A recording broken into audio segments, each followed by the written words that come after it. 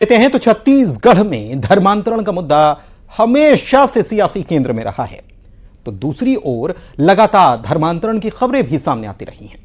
इस बीच सरकार धर्मांतरण के कानून में संशोधन करने जा रही है और इस कानून को और सख्त किया जाएगा, जिससे कि धर्म की आड़ में अधर्म करने वालों पर नकेल लगाई जा सके।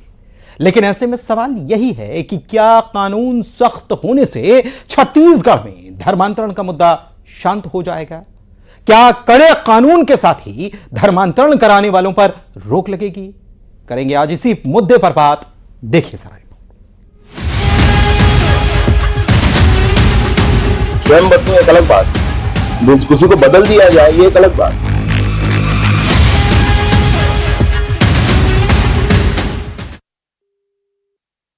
बनेगा कानून, रोकेगा धर्मांतरण। लेकिन सबसे पहले आपको दुर्ग से खबर बताते हैं, जिसने समाज, सिस्टम और इंसानियत तीनों को झकझोर कर रख दिया। पीड़िता ने जो बताया वो रूह कपा देने वाला है।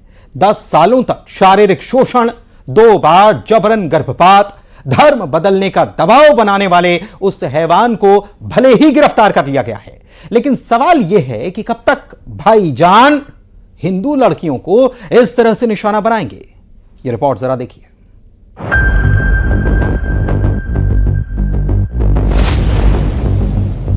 शादी का झांसा, धर्मांतरण का दबाव, 10 साल का प्यार निकला धोखेबाज। आरोपी बादशाह खान गिरफ्तार। दुर्ग से एक और मामले ने समाज, सिस्टम और इंसानियत तीनों को झकझोर कर रख दिया। पीड़िता ने जो बताया वो रूह कपा देने वाला है। जनवरी 2016 में जब वो नाबालिग थी, तभी बादशाह खान नाम के युवक ने उसे शादी का झांसा देकर अपने जाल में फंसा लिया। तो ये मुझे अपना घर दिखाने के नाम से लेके गया था सर। घर दिखाने के नाम से लेके जाके, उनके घर में कोई नहीं था जब वो अपना घर दिखाने लेके गया था मुझे, और वहाँ उसने मेरे साथ ज़बरदस्ती किया सर। कहा कि मैं तुमको चाहता हूँ, तुमसे शादी करूँगा, इस चीज़ को तुम किसी को मत बताना, नहीं तो तुम्हारी बदनामी होगी, ऐसा वैसा करके मेरा मुंह बंद करवा दिया। और मैंने भी सोचा कि सर कि मैं इतना चाहती हूँ, ठीक है, मेरे को कह रहा है तो। 10 सालों तक शारीरिक शोषण, 2 बार जबरन गर्भपात, धर्म बदलने का दबाव, बच्चों का खतना, गोमांस खिलाना और तस्वीरें वायरल कर बदनाम करने की धमकी। इन सभी जुल्मों को सहते सहते जब युवती की हिम्मत टूट गई तो उसने अपनी चुप्पी भी तोड़ दी और पहुंच गई न्याय की गुहार लेकर पुलिस के पास। मैं 2 से 3 बार प्रेग्नेंट हुई सर। वो इलीगल तरीके से मुझे दवाई खिला के मेरा गर्भपात करवा दिया। कहाँ से दवाई लाता था कुछ नहीं, मैं नहीं जानती, और मेरा डॉक्टरी इलाज भी उसने नहीं करवाया। चौथी बार जब मैं प्रेग्नेंट हुई, मेरी मरने जैसी स्थिति हो गई थी सर कि डॉक्टरी इलाज भी मुझे नहीं मिला था, कोई सपोर्ट नहीं हुआ मुझे। और फिर मैं जब चौथे बार प्रेग्नेंट हुई तो मैं 4 महीने की प्रेग्नेंट थी। मैंने डर के मारे बताया भी नहीं उसे कि फिर से दवाई खिला देगा तो शायद मैं जिंदा। तो वही मामले की गंभीरता को देखते हुए पुलिस ने आरोपी बादशाह खान को गिरफ्तार कर लिया है। ग्राउंड वगैरह आना जाना करती थी, तो उस दौरान उससे थोड़ी बातचीत हुई थी मेरी, लेकिन उतना आपसी कोई तालमेल नहीं था। 2016 में सर मैं यहाँ 2015 में यहाँ भिलाई में अपना किसी वर्क को लेके कोई काउंसलिंग, मतलब कि जैसा कि बोलना चाहिए, कोर्स करने के लिए आई हूँ। पीड़िता ने पुलिस से गुहार लगाई है कि उसे न्याय मिले और आरोपी को सख्त से सख्त सजा दी जाए। वहीं पुलिस ने आरोपी के खिलाफ पॉक्सो एक्ट के तहत भी मामला दर्ज कर लिया है। दुर्ग से मिथिलेश ठाकुर की रिपोर्ट, न्यूज़ 18।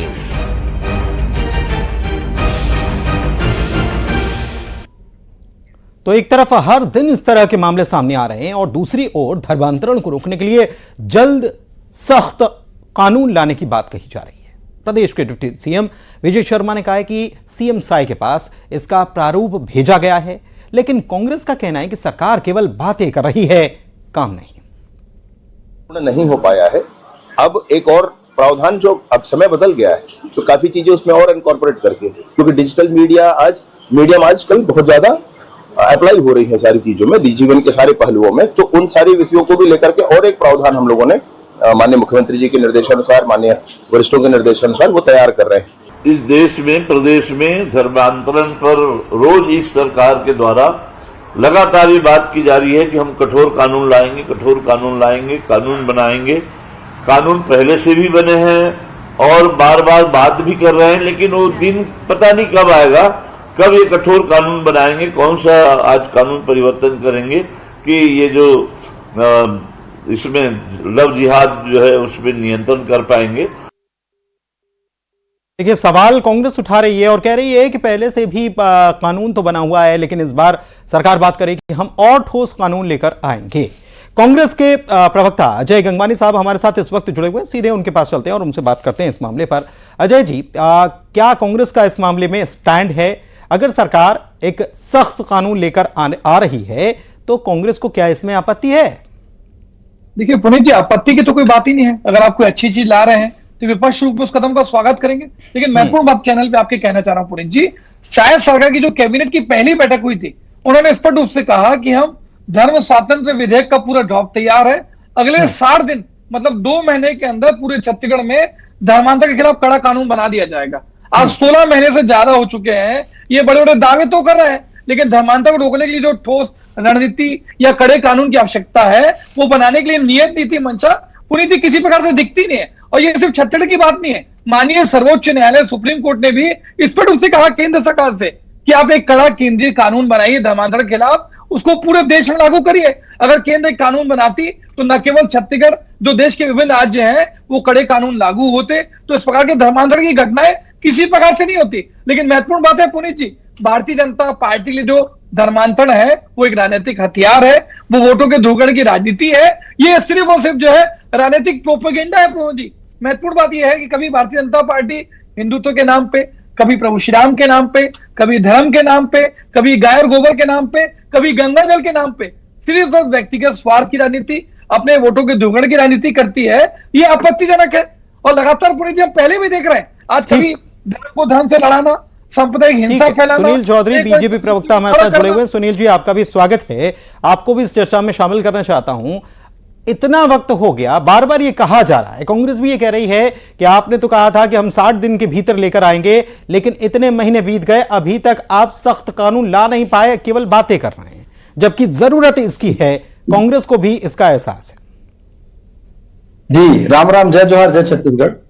देखिए, कांग्रेस ये कह रही है कि आप लाए क्यों नहीं, तो मैं ये पूछना चाहता हूं, कांग्रेस ने कभी खुद भी प्रयास किया क्या कि जो धर्मांतरण है उसके खिलाफ कभी कानून लाए? इन लोगों ने कोई प्रयास नहीं किया है। देखिए, धर्म स्वातंत्र विधेयक 1968 जो है वो यहाँ छत्तीसगढ़ में अभी चल रहा है, और उसको लेकर के आप देखेंगे संविधान में जो प्रावधान है वो अनुच्छेद 25 से 28 तक के स्पष्ट रूप से है, लेकिन संविधान में भी जो प्रावधान है उसमें भी जबरिया धर्मांतरण, प्रलोभन देके धर्मांतरण, छल करके धर्मांतरण, इसकी कहीं पर भी आजादी नहीं है। और इसको लेकर के भी छत्तीसगढ़ की सरकार जो है वो कड़ा कानून बनाने की दिशा में आगे बढ़ चुकी है। आप देखेंगे पिछले विधानसभा में विधेयक आया, उसका ड्राफ्ट तैयार हो रहा है, और लगातार जो विभिन्न राज्य हैं उन राज्यों में जाकर के हमारी जो सरकार के लोग हैं वो जाकर के अध्ययन कर रहे हैं कि जहां जहां ये कानून है उसको छत्तीसगढ़ के प्रदेश में, चूंकि हमारा आदिवासी प्रदेश है, चूंकि हमारा ओबीसी प्रदेश है, और यहाँ पर लगातार इस प्रकार की जो चीजें हैं वो होती रहती हैं। और आप देखेंगे लगातार सरकार आगे बढ़ रही है। 153 से ज्यादा मौजूदा समय में जिनको विदेशी मैं इसमें थोड़ा सा एडिशनल चीज जोड़ना चाह रहा हूं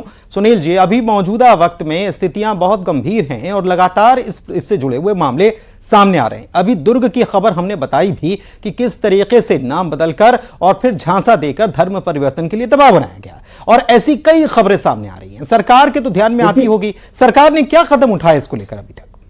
नहीं, खबरें अभी नहीं, खबरें तो भूपेश बघेल जी की सरकार के समय से आ रही थी, जब उनके एसपी और उनके बड़े बड़े अधिकारी पत्र लिख रहे थे, सरकार को कह रहे थे कि जबरिया धर्मांतरण का खेल हो रहा है। 16 महीने हो गए आपकी सरकार लगातार। भैया सुन लो, आप सुनो तो पहले।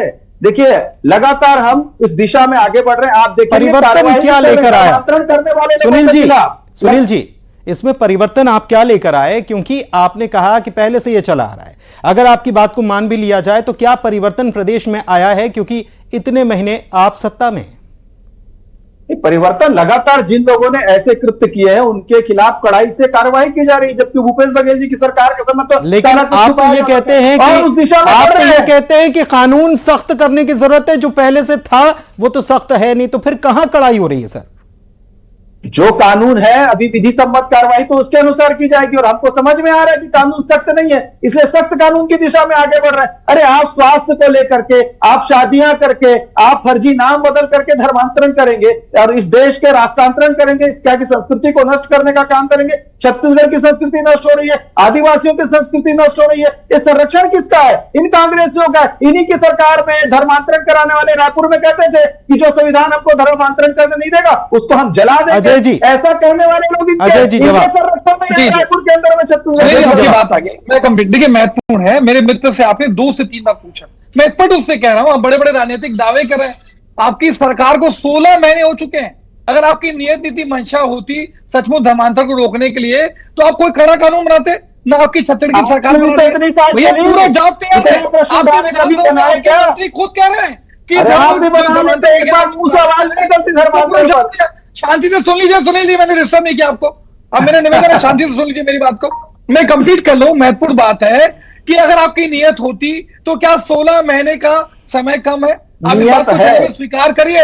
दूसरी महत्वपूर्ण बात है, आज इनकी सरकार बनने के बाद लगातार जशपुर में, बस्तर में, सरगुजा के कुछ क्षेत्रों में, बिलासपुर के आसपास के क्षेत्रों में लगातार धर्मांतरण हो रहा है। आप उसको रोकने में पूरे विफल हो रहे हैं। इस बात को स्वीकार करिए चैनल पे। आपको सिर्फ धर्मांतरण में राजनीति करनी है अगर आप सचमुच चाहते। दूसरी महत्वपूर्ण बात है, देश के संविधान का आर्टिकल 25 से 28 ये स्पष्ट रूप से कहता है पुनीत जी कि कोई व्यक्ति अगर स्वेच्छा से धर्म परिवर्तन करना चाहे तो कर सकता है, लेकिन अगर जबरिया प्रलोभन देकर धर्मांतरण किया जा रहा है तो कड़ी से कड़ी कार्रवाई होनी चाहिए। ठीक है, छत्तीसगढ़ की बात करूं, आखिरी बात कह रहा हूं कि छत्तीसगढ़ में जब माननीय श्यामा चरण शुक्ल जी हमारे कांग्रेस के मुख्यमंत्री थे, धर्मांतरण के खिलाफ 1968 से कड़े कानून लागू है। उस कानून के हिसाब से अभी तक कार्रवाई चल रही है। मैं तो स्पष्ट रूप से कह रहा हूं, ये हिंदुओं को नोटों सुनील जी के पास चलते हैं। सुनील जी जवाब दीजिए। देखिए, ये खुद ही भ्रम में बात कर रहे हैं। एक तरफ कहते हैं कि आप कानून क्यों नहीं बनाए, दूसरे तरफ कहते हैं कि बहुत कड़े कानून पहले से बने हुए हैं। कांग्रेस भ्रम की स्थिति में है और धर्मांतरण को संरक्षण देने वाली पार्टी कांग्रेस ही है। कांग्रेस ने संरक्षण दिया, अपने अधिकारियों की बात नहीं मानी, अपने एसपी की बात नहीं मानी। सुनील जी एक चीज है, बिल्कुल मैं सीधा सवाल पूछ रहा हूं आपसे सुनील जी कि धर्मांतरण का मुद्दा क्या प्राइमरी प्राथमिक मुद्दा सरकार के लिए है, और अगर है तो इतना समय क्यों लगा? और अगर आपको लग रहा है कि वाकई में ये गंभीर मामला है तो इसको तो बहुत जल्दी हो जाना चाहिए, और जो लोग कर रहे हैं उनके खिलाफ क्या कार्रवाई की गई? क्योंकि आपने सीधे सीधे कांग्रेस के ऊपर आरोप लगाए, कितने लोग अंदर कर दिए इस मामले में? देखिए, लगातार आपके चैनल में भी दिखाते हैं कि धर्मांतरण जबरिया करा रहे हैं, उनको जेल में डाला जा रहा है। प्रतिदिन आप देखेंगे जब भी जहां विषय। और दूसरा मैं ये कहना चाह रहा हूं कि धर्मांतरण पर कानून कड़ा लगातार की दिशा में सरकार बढ़ी है, सरकार आगे जा रही है। राज्यों से जो है वहां पर जाकर के हमारी टीमें बात कर रही है। संविधान सम्मत कानून बनाया जाएगा।